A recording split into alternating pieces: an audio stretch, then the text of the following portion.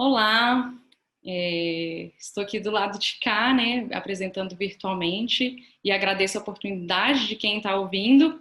Eu sou Laís Enes, engenheira florestal formada pela UNB e pós-graduada em paisagismo pela Faculdade JK, juntamente com a Escola de Paisagismo de Brasília, que é uma escola referência, tanto em técnica em paisagismo, tanto na pós-graduação, e que eu tive o prazer de fazer parte da primeira turma dessa pós-graduação e com certeza já acrescentou muito a minha atuação profissional e aquilo que eu exerço com prazer interno mesmo. Estou aqui hoje para apresentar o meu trabalho de conclusão dessa pós-graduação, né, que foi orientada pelo professor William Pont, que também é paisagista e compõe a grade de professores da Escola de Paisagismo. Bom, contextualizando então, paisagem, né? O paisagismo, ele desde as últimas décadas, ele sempre teve um olhar muito mais para o ornamental e para o estético. Mas alguns pesquisadores, alguns projetos paisagísticos começaram a vir com uma nova tendência, um olhar para um enfoque mais ambientalista e uma observação dos processos dinâmicos naturais que ocorrem nos ecossistemas, né? A essa nova tendência se deu o nome de paisagismo ecológico e, de acordo com os princípios que eu tenho na minha vida, na minha atuação profissional e pessoal, eu entendi que essa colocação do paisagismo ecológico tinha total relação com o que eu gostaria de exercer e como eu gostaria de me posicionar e prestar o meu serviço à sociedade. Dentro desses princípios ecológicos, eu vim também muito de uma visão voltada para a agrofloresta. E assim como o Ernest ele fala, né, dos princípios sintrópicos, a quais todos os ecossistemas eles estão num caminho de sustentação da vida, indo de um caminho para o simples para o complexo. Então eu acredito que como paisagista nós podemos olhar locais e jardins até mesmo com essa visão sistêmica e de intervenção, ser um jardineiro que se entende como dentro desse jardim, que pode manusear, que pode intervir colaborando para a regeneração da vida. Dentro também um pouco desse perfil de entender que nós ocupamos uma paisagem, que o meu corpo ocupa um território, e o território que o meu corpo ocupa hoje é o bioma cerrado. Então, o cerrado ele tem um vínculo muito forte com a minha pessoa, com as minhas raízes, com a história que eu tenho no Distrito Federal, em Brasília, onde eu nasci. Eu entendi que era o percurso que eu queria descobrir, né? Onde é que está o potencial desse paisagismo dentro do Cerrado. O Cerrado, ele é o segundo maior bioma do nosso país, ele é a nossa maior savana, né? A mais antiga e biodiversa savana do mundo, e ele abriga mais de 11 mil espécies de flora do Cerrado, né? Já identificadas, isso ainda o que está por vir, o que pode ser descoberto. E além disso tudo, ele também é um lar de centenas de povos indígenas e de povos tradicionais, que têm saberes ecológicos e saberes culturais que são de valor imensuráveis. E por muito tempo isso tudo foi desvalorizado. O nosso próprio processo de ocupação urbana no Cerrado desvalorizou a nossa fauna e a nossa flora, talvez conceituando tudo como feio, torto ou de pouca beleza ornamental. E com isso, a gente teve introdução de espécies exóticas, né, nos nossos jardins residenciais. Tivemos também, pela própria ocupação da cidade, vinda de várias regiões do nosso país, do Brasil, as pessoas trazendo essas espécies de outras regiões, como um processo de trazer a própria crença, os mitos, os afetos, né, as memórias afetivas. Mas isso tudo trouxe consequência, que a redução das nossas áreas de vegetação nativa, tanto do ponto de vista privado quanto do ponto de vista público. Então, os nossos jardins urbanos, eles não têm esse caráter da vegetação nativa. E isso reflete diretamente a formação do nosso vínculo e as raízes que a sociedade cria com o seu local de origem. Eu acho que precisamos de um resgate cultural que estabeleça esse nosso vínculo de pertencimento no território, que traga valoração dos saberes tradicionais e vá construindo uma nova relação com a natureza, né? Por conta disso tudo, o meu trabalho ele teve por objetivo desenvolver um projeto paisagístico com o uso de espécies nativas do Cerrado em um parque de ecoturismo localizado em Braslândia, no Distrito Federal, que é denominado Chapada Imperial. A Chapada Imperial é uma reserva ecológica particular criada em 1999 e que atualmente ela está inserida dentro de uma APA, uma área de proteção ambiental, APA da Cafuringa, né? E pelo trabalho que eles desenvolvem, com todo esse histórico deles, é um local com um alto potencial de conservação, tanto da fauna e flora. Recebe do IBAMA animais silvestres apreendidos, que foram apreendidos e precisam retornar para um habitat natural. E recebe também visitantes que buscam por um ecoturismo, né? Que buscam por esse refúgio na natureza, que buscam trilhas, cachoeiras, espaço para descanso mesmo e interação com a nossa flora nativa, né? A partir disso, queria contar para vocês um pouco desse contexto histórico da Chapada Imperial. No ano de 2019, a Chapada Imperial recebeu do professor William Pond um projeto paisagístico de toda essa área comum da sede principal, que a Chapada é o centro de recepção dos visitantes, e ali eles têm vestuários, restaurantes, toda uma dinâmica para acolher esses visitantes. E esse projeto de arquitetura paisagística era para realmente definir fluxos, caminhos que estejam todos integrados com a proposta da Chapada. E eu, como aluna do professor, selecionei uma das áreas para desenvolver o meu trabalho de conclusão de curso e destinar ali um projeto paisagístico, um canteiro paisagístico. E a área que eu selecionei foi um estacionamento, que é a entrada principal do parque, né? O ponto inicial de visita, né? Das pessoas que estão ali frequentando. E esse estacionamento, ele precisava ser ampliado, ele precisava de ter vagas destinadas, e eu escolhi um dos canteiros que fazem essa intermediação ali junto com a recepção e o estacionamento. Esse território, que vocês vão poder visualizar nas imagens, ele era uma área que estava sendo usada intuitivamente pelos visitantes, então as pessoas estacionavam o carro de qualquer modo. O histórico desse local era uma área de pastagem e ainda por cima, reforçado com o impacto do carro, né, nesses locais, o solo ficou altamente compactado. Então eu vi ali um grande gatilho para um olhar mais sensível de recuperação daquele solo, de entender aquele sítio e trazer um processo de regeneração através do paisagismo. O primeiro ponto foi observar todo o histórico, visitar também essa unidade do parque como turista, né? Então, como paisagista, eu olhei as paisagens que compunham ao redor daquela área, olhei como as pessoas ocupavam aquele espaço com seus carros e também me deixei entrar naquele espaço como uma turista, visitando, usufruindo das cachoeiras e vendo como que o parque recebia seus visitantes.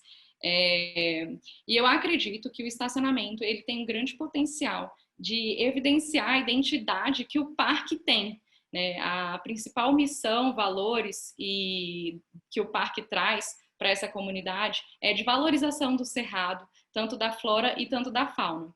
Então, a primeira impressão para um visitante, ela é importante porque ela evidencia essa força da marca. Atualmente, do jeito que está, as pessoas continuam com uma proposta de não consciência, né, da sua pegada ecológica, porque elas fazem todo um trajeto dentro do parque até chegar ao estacionamento e aquilo ali gera expectativas. Gerou em mim quando eu estava passando por ali, vendo aquela paisagem, vendo aquele cerrado, e eu acredito que o estacionamento ele é uma área de transição modal, onde as pessoas vão sair, né, de uma longa viagem, de um percurso que elas fizeram e vão esticar as pernas e vão ir para o deslocamento, né, num processo caminhando. Então, o estacionamento ele foi escolhido porque ele tem esse potencial de ser a primeira impressão dos visitantes ali. E a partir das novas vagas que foram criadas, esse canteiro selecionado para o seu paisagismo, ele tem esse apelo estético, né, de trazer a harmonização daquela paisagem com as espécies nativas e também de impactar e aflorar as expectativas que a pessoa tem para o turismo que ela vai fazer a partir dali. O projeto paisagístico, ele sempre tem essa potência, a capacidade de atender requisitos funcionais e estéticos, mas acho que, além disso, ele também vai fortalecer a missão e a visão que o Parque Chapada Imperial tem muito bem estabelecido, que é a valorização da flora e fauna do Cerrado, né? Então, de forma inconsciente, esse primeiro impacto de olhar as vegetações, entender que essa vegetação é pertinente com todo o local que as pessoas estão visitando e que aquilo ali também pode ser levado, né, pode ser uma memória, um resgate que eles podem também reproduzir nos seus jardins, nas áreas urbanas, é o caminho que a gente quis, né, estabelecer dentro desse projeto. Bom, a gente fez uma análise das paisagens e a paisagem que estava em volta tinha muitas fitofisionomias do cerrado, mas uma que tinha impacto principal, vocês podem ver na imagem, são as áreas de veredas. Então, o fundo da paisagem mostrava evidente os buritizais, mostrava a beleza das matas ciliares. Então, por pensar no valor que tem, na relevância ecológica e socioeconômica que tem as veredas, entendemos que esse projeto ele poderia trazer um pouquinho dessa identidade da vereda como um vínculo principal e também das formações savânicas, muito comum nas fitofisionomias do Cerrado. Esse projeto foi denominado como Vereda Imperial, associando realmente as veredas e ao nome Chapada Imperial, né? E vereda tem um significado que é como se fosse o caminho estreito por onde correm as águas. Então, no projeto, vocês vão perceber que ele tem um fiozinho de água e nesse percurso do fio de água do canteiro, a gente colocou todo um caminho com a presença dos buritis, que é a Mauritia flexuosa, uma espécie, né, estrela dessa fitofisionomia. Vou apresentar para vocês agora uma parte do plano conceitual. Lembrando que, por necessidade e por afirmação da própria proprietária, eles queriam que esse canteiro fosse um ponto de conexão. Então, ele tinha que ser algo direto, claro e objetivo para o visitante. Apesar de trazer essa força da identidade, do impacto visual, ele não poderia ser uma área que as pessoas ficassem muito tempo. Então, ele precisava, no plano conceitual, ter destinos bem claros e objetivos para a recepção do parque, né? Ele era um ponto que as pessoas esticavam, chegavam, estacionavam o seu carro, precisava também, do ponto de vista funcional, de sombreamento, né, para os carros, e precisava ser esse percurso de transição. Então, na planta de piso, que vocês podem observar agora, nós definimos ali que os fluxos principais, ele teria o mesmo piso feito em toda a área paisagística do parque, que é o piso intertravado, que ele tem alta resistência e ele não precisa de rejunte, ele é um piso assim recomendado do ponto de vista do paisagismo ecológico, porque ele é só por encaixe. Então ele não teria impacto no solo, não teria calagem, não teria nenhum tipo de consequência negativa que a gente, né, não queria para a área. Então, todo esse fluxo direto, ele permite também bastante acessibilidade para as pessoas que estavam ali. E os fluxos secundários, eles foram feitos com a rocha tapiocanga, que é uma rocha já natural das próprias fitofisionomias dali, do parque. Ela é uma rocha comum no cerrado e ela tem essa presença do solo mesmo, alumínio e o próprio ferro, né? Por isso que ela tem uma cor mais avermelhada ou roxeada. Então, uma granulometria que fosse razoável para fazer as trilhas e fazia bem essa associação das trilhas que as pessoas iriam percorrer ali. Agora eu queria falar para vocês um pouco sobre a vegetação. Como é que foi, né, pensar nessas vegetações nativas do Cerrado? Então, a seleção das espécies se deu por saídas de campo, né, feitas em todas as fitofisionomias que estavam presentes dentro do parque, né? Nós percorremos não só as veredas, porque nós colocamos ali várias espécies de outras fitofisionomias, e foram saídas de campos orientadas pelo paisagista Sérgio Borges, E a nossa atenção era observar nas fitofisionomias como que aconteciam as composições naturais nesses canteiros. Então, não era só, eu gostei dessa espécie e vou usar essa espécie. Quem está acompanhando essa espécie? Com quem essa espécie está fazendo, né, essa harmonia, essa harmonização daquela paisagem. E aí, a partir disso, fizemos alguns testes de desmame e alporquia para a produção de mudas. Então, do próprio parque, será feito o manejo das espécies para a introdução dentro desse canteiro.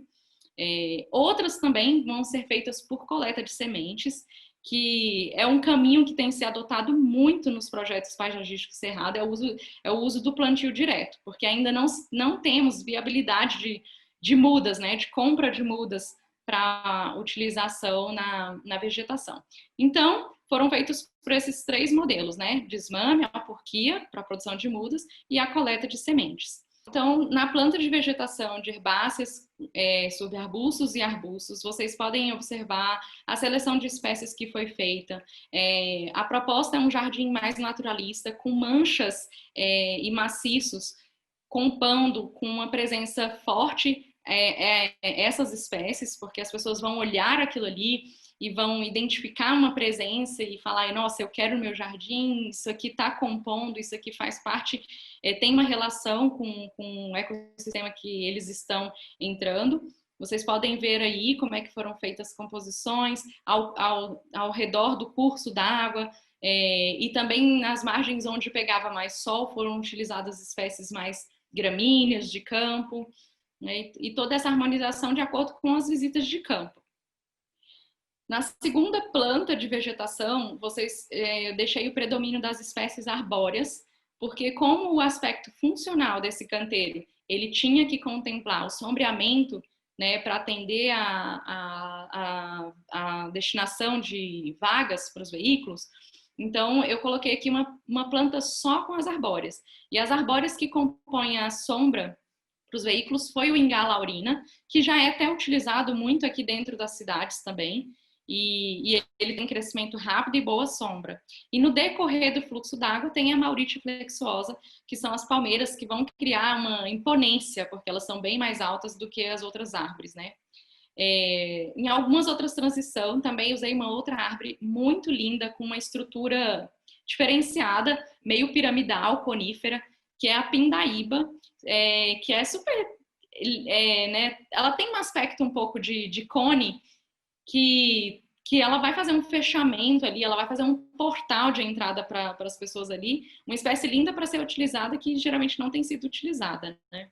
Trazendo um pouco, então, da nossa atenção para as espécies selecionadas da vegetação, que foram até mesmo desse percurso das saídas de campo, né? Nas áreas de transição, onde a gente passava por mata de galeria, percorria as veredas e dali começam as formações savânicas. Então a gente tem uma área de transição que começam os campos. Nesse percurso a gente viu muito a presença da macela, né, que é uma espécie com saber ecológico, medicinal e muito ornamental. Ela tem beleza tanto na época da chuva, tanto na época da seca. Né, na época da chuva ela tem umas folhas meio prateadas, na época da seca ela tem as flores amarelas. Então, assim, é lindíssima. Outra presença de espécie que a gente viu muito né, no percurso de chegada até o Parque Ecológico, nas áreas de cerrado sensu stricto, foi a Campomanesia pubensis, que é a gabiroba, que além de ter uma floração lindíssima, ela tem um fruto que é comestível e que, como diz o próprio professor, o William, ele falava, poxa, devia ter uma festa de celebração de colheita dessas gabirobas, porque é infindável a quantidade que se tem dessa presença nesses campos lá. Então foi uma espécie que ela é muito ornamental e ela tem toda essa interação, ela, né, propicia essas condições de interação com o público, uma espécie selecionada.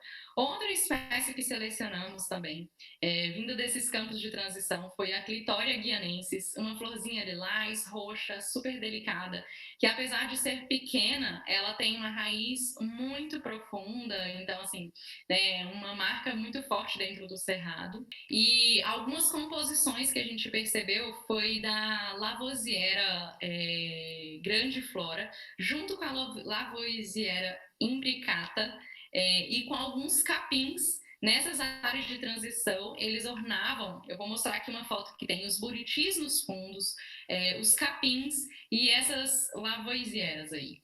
E, então, foram espécies que a gente selecionou para reproduzir um pouco dessas composições dentro desses espaços. E, além do que, elas têm uma floração lindíssimas, são muito esculturais, ornamentais.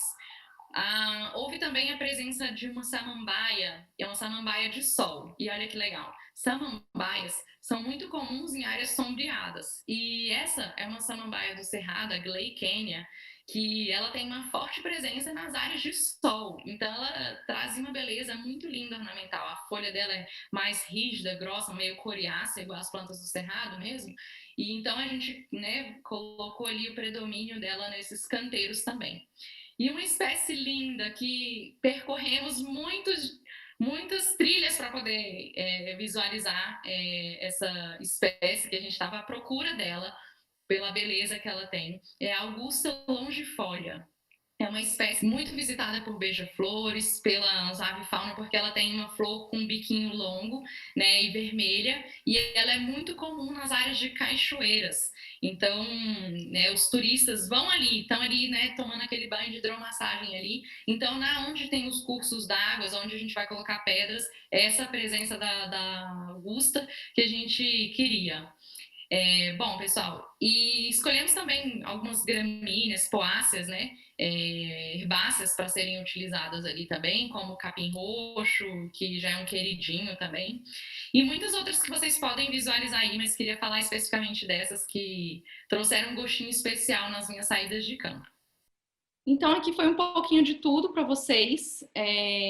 A conclusão que tiramos desse projeto realmente esse resgate cultural que a gente pode conseguir através das visitas das pessoas nesse espaço, o fortalecimento da identidade do parque e mostrar que o Cerrado, ainda é incipiente esses estudos, mas que está vindo com uma força muito grande para utilizarmos a nossa flora nativa dentro de um paisagismo, dentro das residências, dentro das áreas públicas e privadas nas cidades.